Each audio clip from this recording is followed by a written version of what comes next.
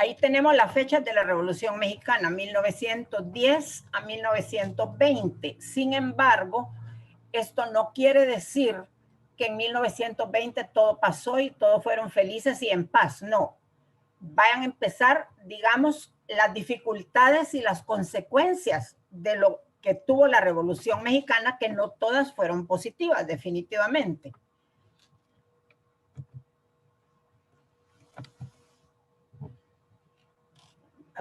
Empezamos porque en el año 1876,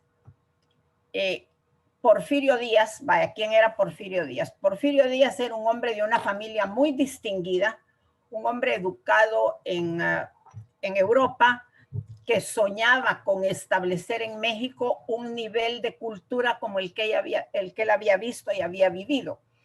Entonces, acuérdense que en este siglo, en el año 1870, es que ocurre el fusilamiento de Maximiliano.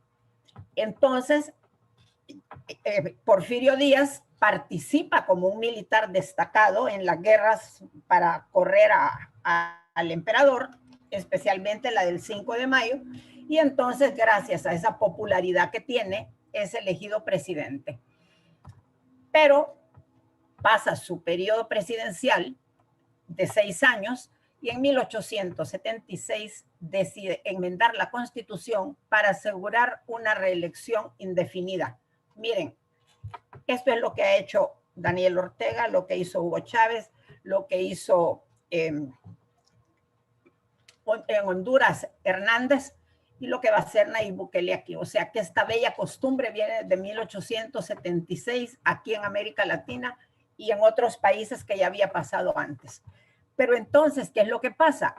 Ya no es un fenómeno individual que se va a dar en un país determinado. No. El problema es que esta gente considera que le ha hecho tanto bien al país que si él delega en otra persona, todos los beneficios que él ha aportado no van a continuar. Y eso ha pasado a través de toda la historia cuando el hombre llega a considerar que él es indispensable, cosa que es falso, ¿verdad? Fue una época, la del porfiriato, como hoy se le llama, de muchísimo progreso para México. Definitivamente, vaya, cuando Porfirio Díaz vio el Palacio de Chapultepec, que estaba bastante deteriorado, y que había sido la residencia del emperador Maximiliano y de Carlota. Acuérdense que la calle de la Reforma la construyó Carlota con la herencia que ella había recibido de sus padres de Bélgica. Entonces, ¿por qué lo hizo? Porque Chapultepec estaba fuera del centro histórico de México y ella quería que se uniera por medio de una calzada maravillosa como es la calle de la Reforma. Entonces, México en ese tiempo recupera la confianza de los mercados extranjeros que la tenía totalmente perdida por la guerra tremenda que había habido contra los ejércitos franceses de Maximiliano. Aquí dice auge en los ferrocarriles. En esa época México tenía una red ferroviaria mucho más extensa que la de Estados Unidos. Grandes progresos en la minería, en la industria textil, comienzan a explotar el petróleo, el servicio de correos y telégrafos se convierten de lo más moderno, o sea que es una época de gran prosperidad para México y es por eso que Díaz considera que él tiene que continuar con el plan que él tiene para llevar a México hasta lo máximo de desarrollo. Lógicamente hay una represión a la prensa y a los opositores, por supuesto, ¿verdad? Entonces lo que hace es callar a la prensa, callar a los opositores, pero sí favorece la educación y la cultura. Cambia los programas escolares, apoya las bellas artes. No sé si me equivoco, pero tengo la impresión, habría que corroborarlo, Margarita, si en esa época se construye el Palacio de Bellas Artes, no sé. Pero sí es evidente el progreso en todos estos aspectos.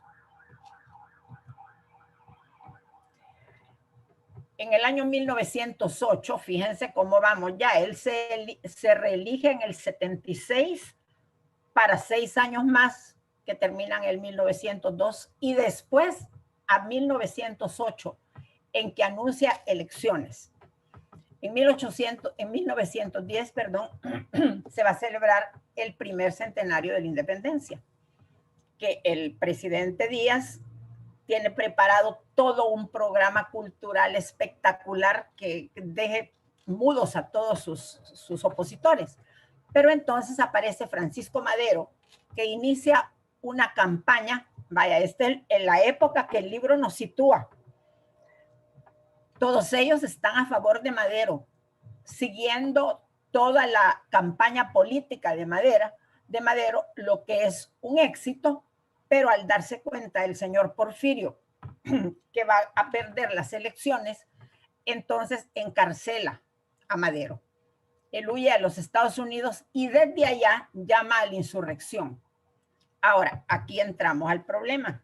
Él llama a la insurrección, pero al hablar de insurrección, piensa en una insurrección de las fuerzas armadas, ordenadas, disciplinadas para votar al presidente. Pero el llamado llega a todos los puntos de México. Entonces, aquí tenemos que lo apoya Pancho Villa y Pascual Orozco. Lógicamente, pasan las elecciones, gana Madero, y entonces al convencerse de que el asunto no tiene remedio, que ya se le salió de las manos, él decide irse. Toma un barco con toda su familia y con toda elegancia y dignidad se larga sin darse cuenta del avispero que ha quedado detrás de él, porque aquí ya no va a ser solo Madero. Ahorita entra Pancho Villa y después va a entrar Emiliano Zapata. Ahora, ¿cuáles eran los problemas reales de México que aparentemente el don Porfirio Díaz trataba de encubrir? Primero había un caciquismo, es decir, el que era el alcalde del pueblo, el gobernador o lo que fuera, hacía lo que le diera la gana. Cualquier cosa que a él se le ocurriera, llevarse mujeres, abusar de niñas, eso era normal. Luego, lo que ellos llamaban el peonaje, que era una servidumbre esclavizante a los campesinos, no les pagaban suficiente, tenían hambre. Vaya, acuérdense de las novelas esas del boom del 60, de Pedro Páramo y los de abajo, cómo cuenta los horrores que les pasaban. Vaya, cuando la mujer esta llega donde el cacique del pueblo y le pide que le ayude para comprar el ataúd del hijo que se le ha muerto de hambre, el otro solo se burla de él y no le da nada.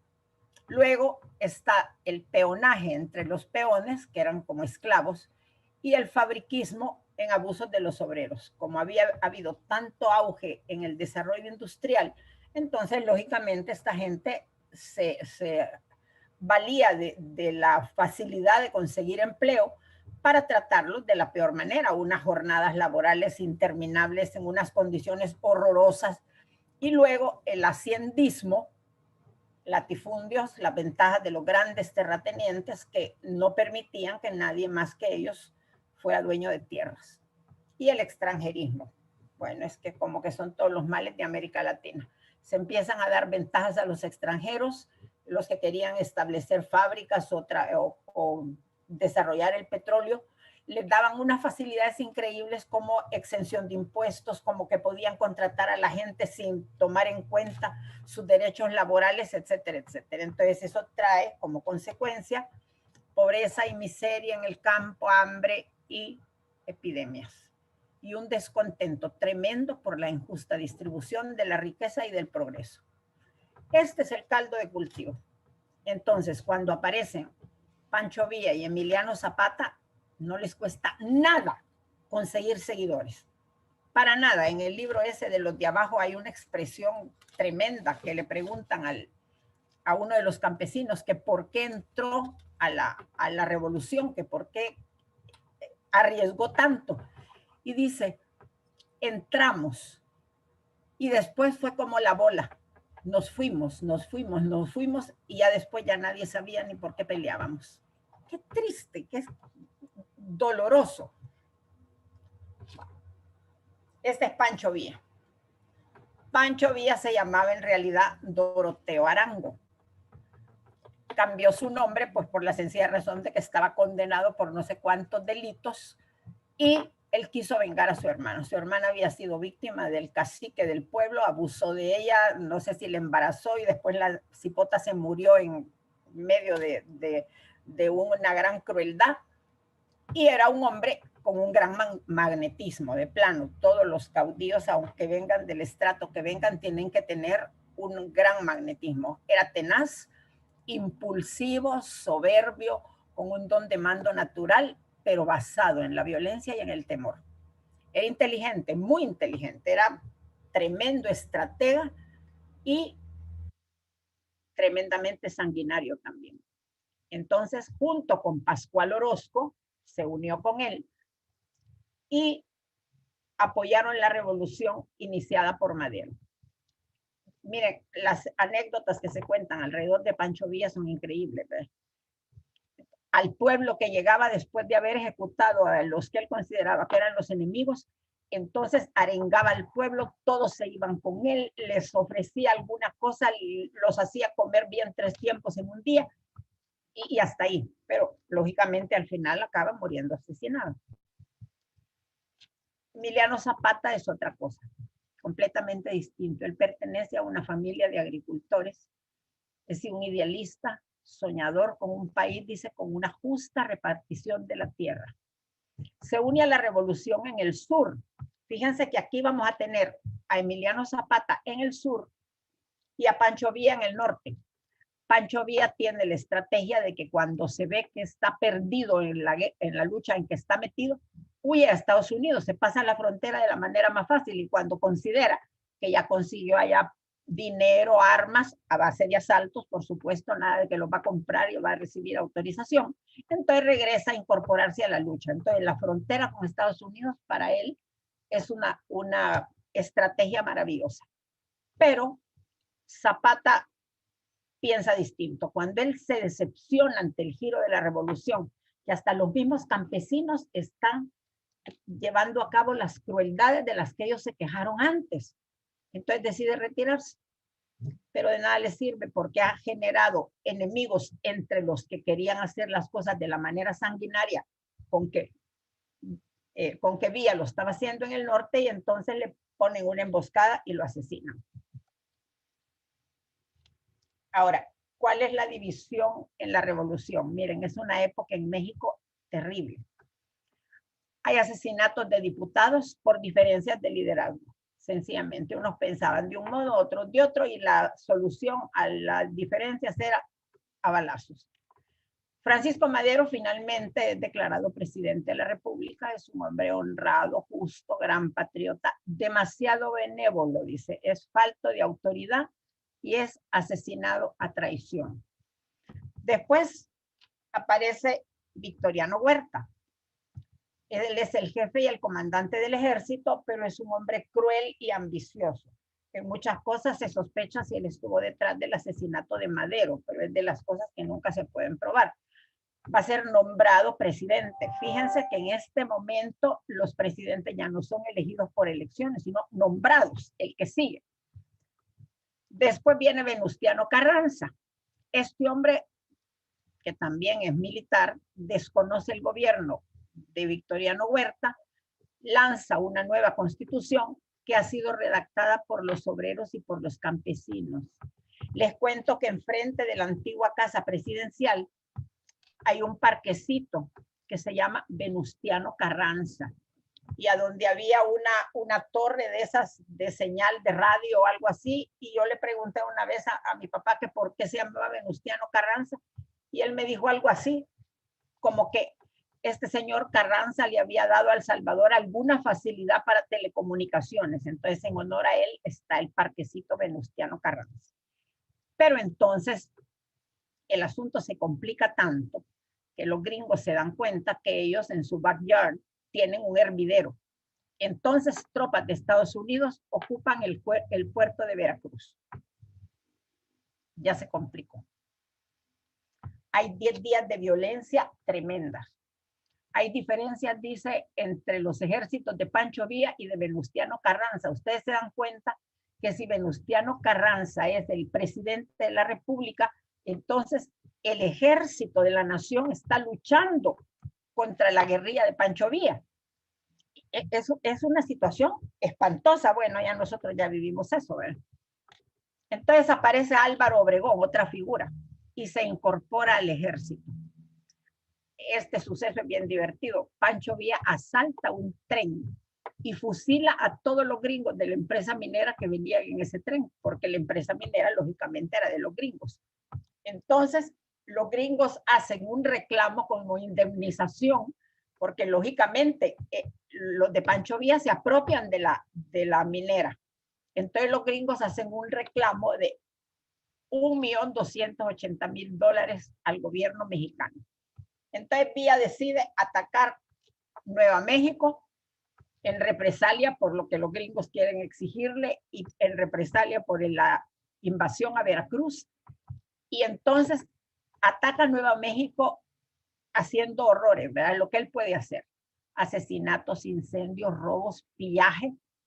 Entonces Carranza, Venustiano Carranza, decide pactar con los gringos, las cosas horribles, para permitir que las tropas de Estados Unidos y México pasen la frontera cuando Villa invada territorio americano. Por supuesto que esto no se cumple.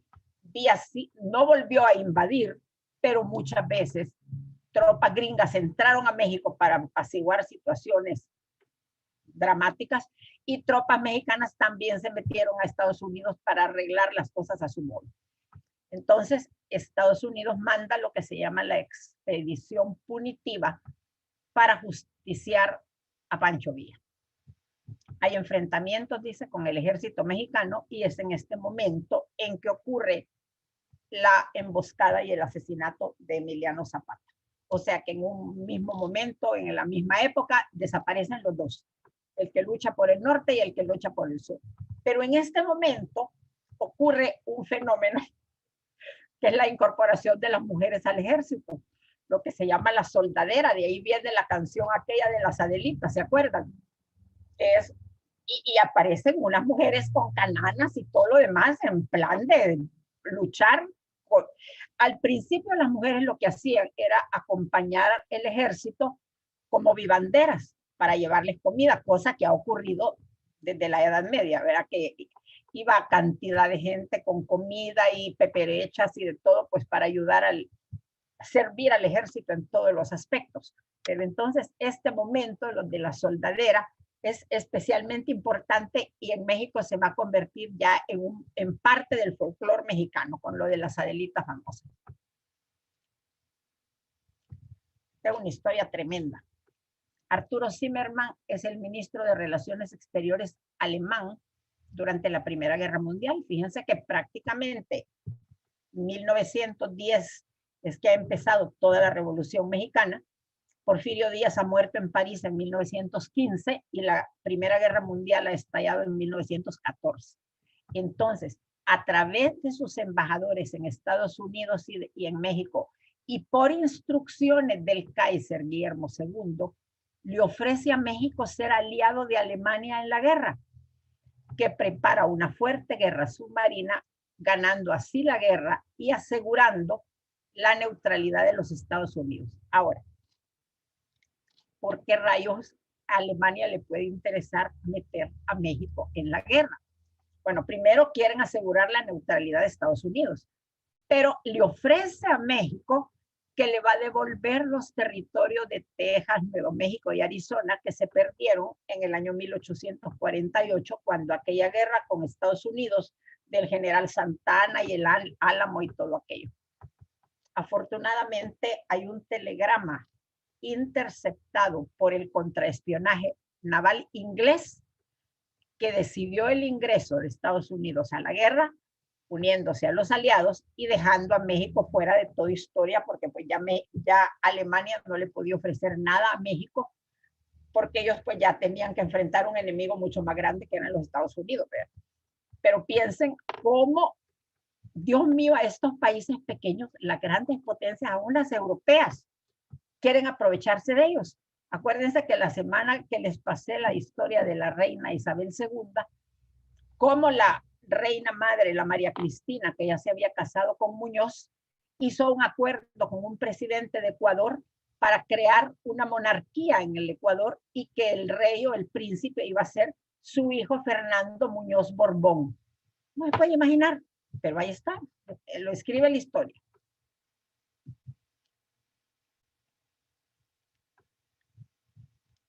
Hacemos un recuento de los presidentes. Francisco Madero va a ser derrotado por Victoriano Huerta y luego asesinado. Victoriano Huerta va a ser derrotado por Venustiano Carranza y después asesinado. Álvaro Obregón es un héroe en la batalla de Celaya, donde derrota a Pancho Villa. Fíjense que entonces ya está el ejército de la nación, como les decía antes, peleando contra la guerrilla, y se supone que la guerrilla estaba para defender los intereses de los campesinos. Álvaro Obregón derrota a Pancho Villa y ahí pierde un brazo en la batalla. Es presidente desde 1920 a 1924. Pero en 1926 él inicia la persecución religiosa y entonces comienza la guerra cristera. O sea que primero tenemos contra Porfirio Díaz. Sale Porfirio Díaz y seguimos en una lucha interna a la que se incorporan los dos guerrilleros dirigentes, Pancho Villa y Emiliano Zapata. Después acaba el ejército mexicano luchando contra los ejércitos de estos dos insurrectos. Y entonces comienza una sucesión de presidentes, pero hay un trasfondo. Acuérdense que en este momento la masonería ha tomado mucho auge en México y entonces comienza una persecución religiosa. Y al haber persecución religiosa, entonces los que quieren defender la libertad religiosa se meten como ejército organizado. Es la famosa guerra cristera. Álvaro Obregón sigue de presidente en 1928, a pesar de que ya cumplió un periodo, pero ha reformado la Constitución. Y va a ser asesinado en un restaurante. Miren, este es de las historias más chuscas, diría yo, por uno que se llamaba José León Toral, que es un católico devoto y que él considera que al matar al presidente, él está haciéndole un servicio a Dios, porque este hombre ha empezado a dar leyes contra la religión, ¿verdad? Entonces, se supone que aquí se acaba la Revolución Mexicana, oficialmente, pero ya empezamos con la guerra cristera, que esa es una de las circunstancias más tristes en la historia de México. Bueno, la Constitución viene desde 1917. Entonces, acuérdense que esa Constitución había sido redactada por obreros y campesinos. Favorece, dice, las exigencias de los obreros y de los campesinos que lucharon en la Revolución.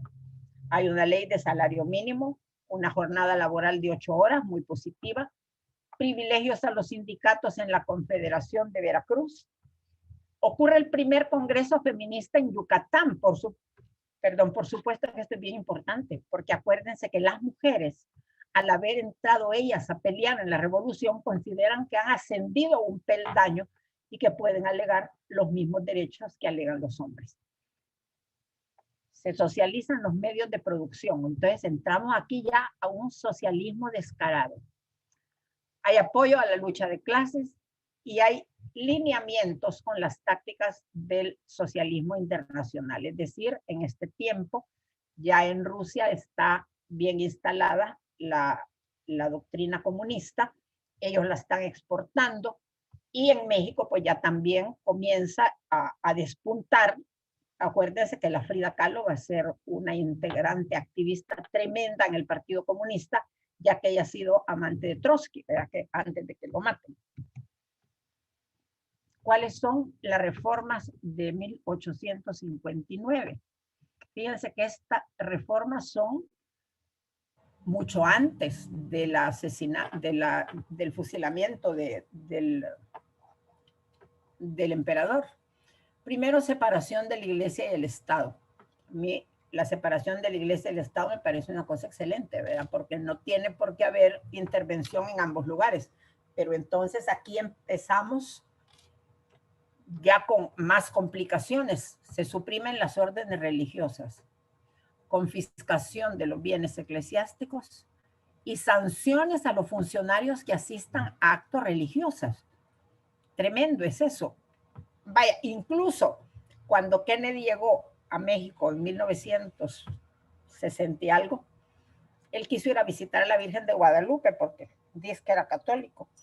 Pero el presidente de la República, como se tenía que ceñir a estas reformas, entonces él no podía entrar a una iglesia como presidente, entonces él se quedó afuera con la esposa mientras Kennedy y la Jackie entraban al templo. Vaya, entonces va a haber una nueva constitución durante la época de Carranza y de Obregón. 1910 corresponde al viaje de Porfirio Díaz para Europa. Se retira la personería jurídica a la iglesia, es decir, no existe en México ya nada más la iglesia. Se prohíben los votos religiosos y el culto público. Fíjense que esto ya entra en el ámbito de lo privado. ¿Por qué razón el Estado tenía que prohibir que una persona decidiera hacer un voto religioso para consagrarse a Dios o lo que fuera? Pero lo serio es que se prohíbe el culto público. Entonces, eso prohíbe las misas, las procesiones y todo lo demás.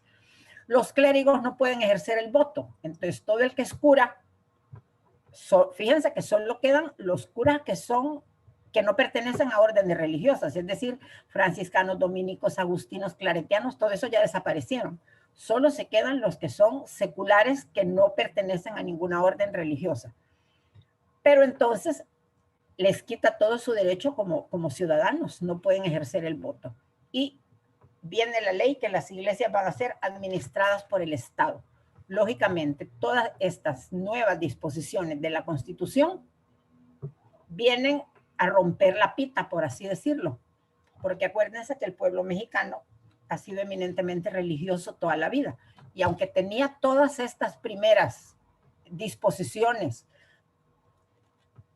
el tiempo había permitido que no se cumplieran al centavo, pero entonces la nueva Constitución se aprovecha de que ya existen y las hace muchísimo más severas.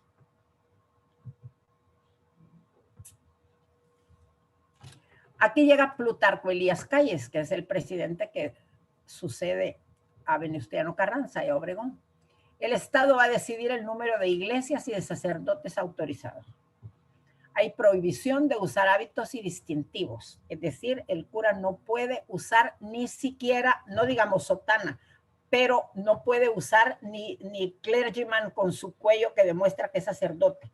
Yo me acuerdo que me contaron que los primeros sacerdotes del Opus Dei que llegaron a México, como en 1950 más o menos, no entraron en su calidad de sacerdotes, sino en su calidad de la profesión que ellos ejercían.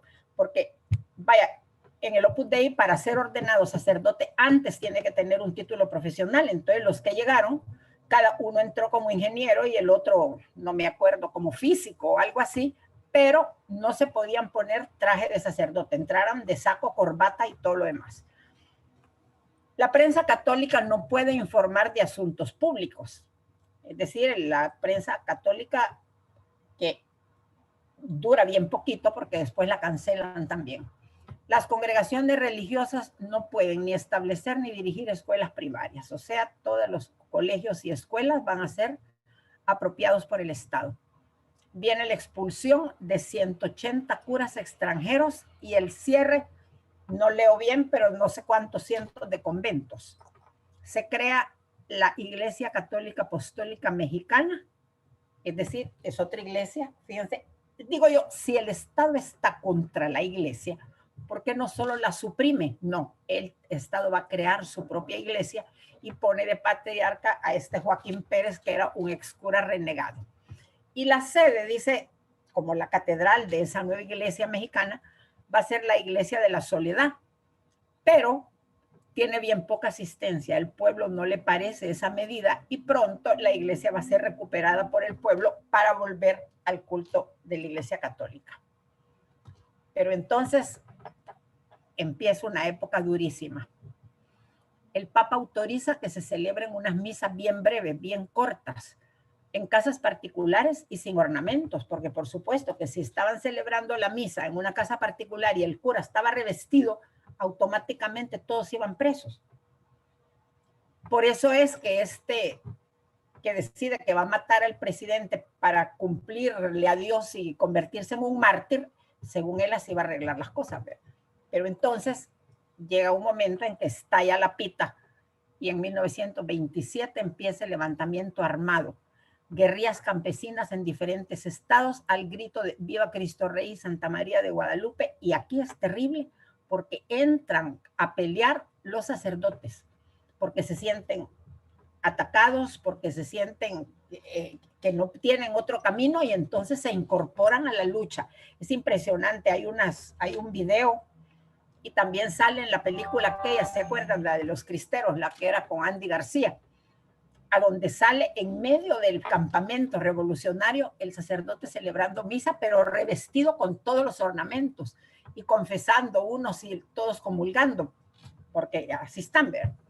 Se organizan, dice, surgen importantes líderes militares, hay una cruel persecución y ejecución de católicos, pues el que todo el mundo conoce es porque está beatificado, el padre Miguel Pro y todos sus hermanos, él por ser sacerdote y andar con un traje de sacerdote, y los hermanos porque son católicos todos. Y la ejecución del padre Pro, pues ha dado lugar a una cantidad de escritos y cosas, porque dice que pidió que no lo vendaran y que él iba a dar la orden de mando. Y cuando todos esperaban que dijera apunten fuego, él dijo, viva Cristo Rey.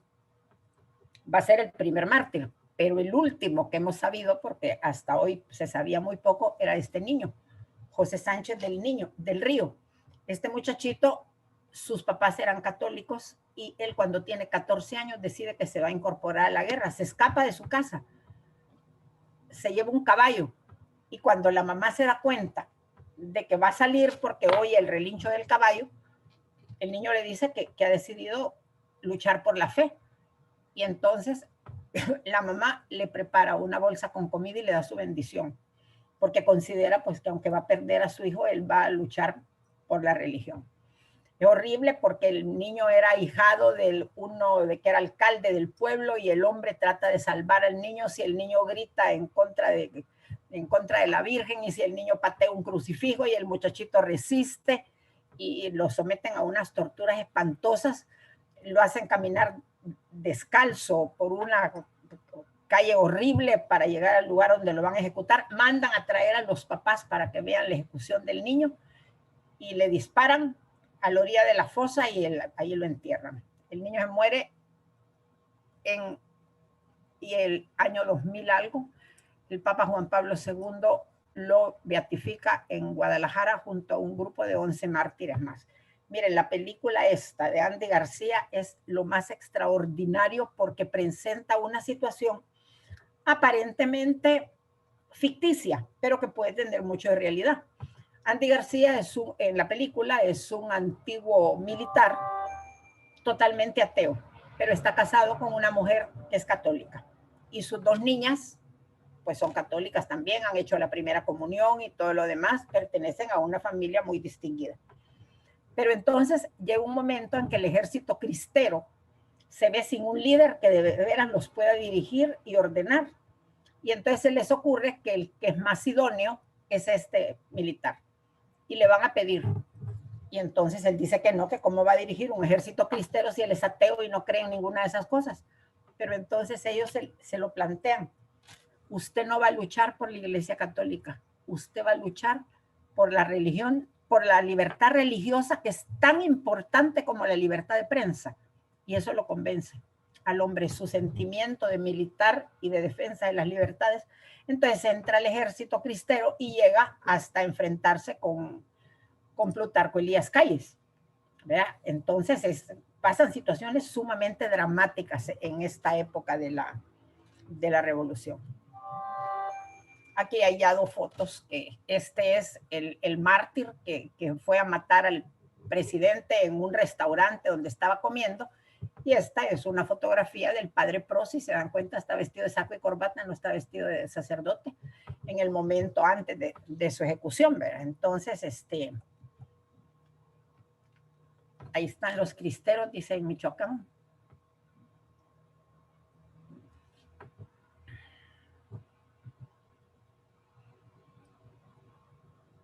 ¿Qué pasó después? En 1934, siendo presidente Lázaro Cárdenas, dio esta ley: la educación será socialista, excluirá toda doctrina religiosa y combatirá el fanatismo. Modus vivendi, dice, es el periodo en que el Estado renuncia a la aplicación de la ley y la Iglesia comienza a reclamar sus derechos. Es decir, se dan cuenta que es bastante difícil vivir esa separación tan estricta y entonces hay como una tregua. El Estado renuncia a aplicar las leyes de una manera tan drástica y la Iglesia a reclamar sus derechos. Entonces, Estados Unidos entra a mediar. Están las encíclicas papales llamando a la reconciliación. El delegado apostólico, el nuncio, fue un obispo mexicano, ya no fue un italiano como siempre, y comienzan buenas relaciones con algunos presidentes. Son tensas, dice, durante Echeverría y López Portillo. En este tiempo ocurre la visita del presidente Kennedy, con la anécdota que les conté. Y en 1979, Juan Pablo II visita México, primera visita de un papa, para asistir a la conferencia de los obispos de Latinoamérica en Puebla. Salinas de Gortari fue el presidente que, mediante reformas a la Constitución, reanuda finalmente las relaciones diplomáticas con la Santa Sede después de un siglo de estar interrumpidas. Entonces, así es como se soluciona, digamos, toda esa etapa de la Revolución Mexicana.